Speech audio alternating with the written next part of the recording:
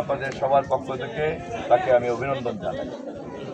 আপনারা যারা এখানে আছেন তারা 1996-তে আমাকে ভোট দিয়ে এমপি করেছেন। 2001-এ আপনারা যুদ্ধ করে আমাকে এমপি বানিয়েছেন।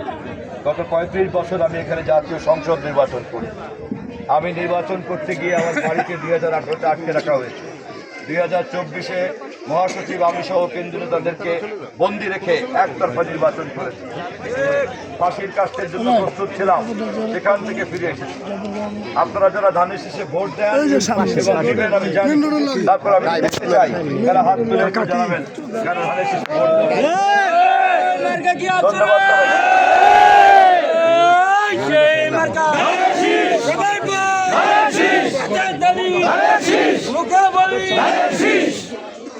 আমার সঙ্গে আমাদের নেতা আল্লাহ আবুল হোসেন মিয়া সাহেব আছে, রফিকুল ইসলাম কাজল সহ উপজেলা নেতৃবৃন্দ এখানে আছে। আমি কথা বাড়াবো না, অনেক জায়গায় যেতে হবে, কারণ আপনারা ভোট দিলেই তো হবে না, ভোট তো জিতায় নিয়ে আসতে হবে। আপনারা তো আপনারা এবারে বলবেন যে ভোট দিলাম, আপনি তো রাখতে পারলেন নমুক, তাই না? আপনার ভোটের ওরা পাবেন। আমি কিছু পরামর্শ দেব। পরামর্শ হচ্ছে এই, যারা নিশ্চিত জানে ইনশাল্লাহ আমরা বিজয় লাভ করবো, তারা কিন্তু এখন ষড়যন্ত্র করতে বসে গেছে। কি ষড়যন্ত্র? তাদের ষড়যন্ত্র হলো প্রশাসনের সঙ্গে আমাদের দূরত্ব তৈরি এবং তারা প্রশাসনকে বিভিন্ন মিথ্যা অভিযোগ দিতে শুরু করে। আপনাদেরকে সজাগ থাকতে হবে, গায়ে পা পাড়া দিলেও কারোর সঙ্গে কোনো বিরোধে যাবেন না। তাদের শিষ্যের সঙ্গে প্রতিদ্বন্দ্বিতা করার মতো যারা ছিল তারা পালিয়ে গেছে বাংলাদেশ। এখন যারা আছে তারা কেউ প্রতিদ্বন্দ্বিতা করার মতো লোক না। কিন্তু খেয়াল রাখতে হবে, ধানের শীষের সঙ্গে প্রতিযোগিতা করতে এসে যদি কোনো মার্কা বাংলাদেশের মা বোনদেরকে অধিকার সঙ্গে তুলনা করে, তাদের হাতে কিন্তু রাষ্ট্র দেওয়া যাবে না। আমরা জানি আমাদের এই এলাকায় প্রায় 30 ভাগ হিন্দু ভাইয়েরা আছেন, খ্রিস্টান ভাইয়েরা আছেন। তারা জোট বেঁধেছে, আওয়াজ উঠেছে, হিন্দু খ্রিস্টান বেঁধেছে জোট, ধানের শীষে দেবে ভোট। আমরা যদি আগেই নৌকার সঙ্গে নির্বাচন করে যুদ্ধ করে জিততে পারি 2001-এ, আমার নেতৃত্বে আপনারা এই আসনকে ধানের শীষের আসন বানিয়েছেন। ফলে এবার অমুসলিম সম্প্রদায়ের ভোট এবং নিরীহ ভদ্রলোক আওয়ামী লীগের ভোট ধানের শীষে দেওয়ার জন্য তারা প্রস্তুত হয়ে আছে।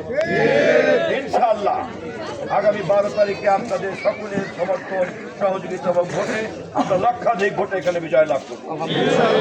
এই বিজয়কে ধরে রাখার জন্য চক্রান্তকারীদেরকে চিনে রাখবেন। যারা ভিতরে ভিতরে দলের মধ্যে বিভক্তি তৈরি করতে চায় তাদেরকে চিনে রাখবেন। আমরা নির্বাচনের পর আমরা তাদের বিষয়ে সিদ্ধান্ত নিব, যাতে দলের মধ্যে কোনো বিভ্রান্তি কেউ তৈরি করতে না পারে। এবারে শুধু সাংগঠনিক ব্যবস্থা নয়, সামাজিকভাবে বিচ্ছিন্ন। আমি আপনাদের আর সময় নষ্ট করব না, একটা কথা বলবো। এবারের পার্লামেন্টে কিন্তু আমরা শুধু রাজনীতির বক্তৃতা করব না, এবারের পার্লামেন্টে তারেক রহমান দেশ নিয়ে আলাপ করবেন এবং ভবিষ্যতের বাংলাদেশ কেমন হবে গত 1 দশক যাবৎ তিনি প্রস্তুত করেছেন। আমি বছরে 3-4 বার লন্ডনে গিয়ে কথা বলেছি, আমি জানি এই প্রস্তুতির কথা। তার মধ্যে অন্যতম প্রস্তুতি হচ্ছে আপনাদের এই দেশের নারীদের জন্য তিনি একটি নারী বান্ধব সরকার করবেন। প্রত্যেকটা পরিবারের ফ্যামিলি কার্ড যাবে। এই ফ্যামিলি কার্ড কে পাবে? ওই পরিবারের মহিলা পাবে। এই কার্ড যেই মহিলার হাতে থাকবে, যেই পরিবারে থাকবে, সেই পরিবারে বিধবা থাকলে বিধবা ভাতা পাবেন। সেই পরিবারে যদি বয়স্ক থাকেন বা নারী, বয়স্ক ভাতা পাবেন। যদি গর্ভবতী নারী থাকে তাহলে প্রসূতি ভাতা পাবে।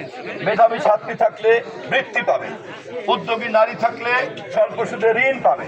নারী নির্যাতন হলে অভিযোগ করতে পারবে। এই কার্ড ওই পরিবারের যে নারীর কাছে থাকবে, এই কার্ডের মাধ্যমে তারেক রহমানের সরকার ওই পরিবারের বান্ধব সরকারে পরিণত হবে, নারী বান্ধব সরকারে পরিণত হবে। আমরা একই ধরনের কার্ড করব কৃষকদের জন্য। সার, কীটনাশক,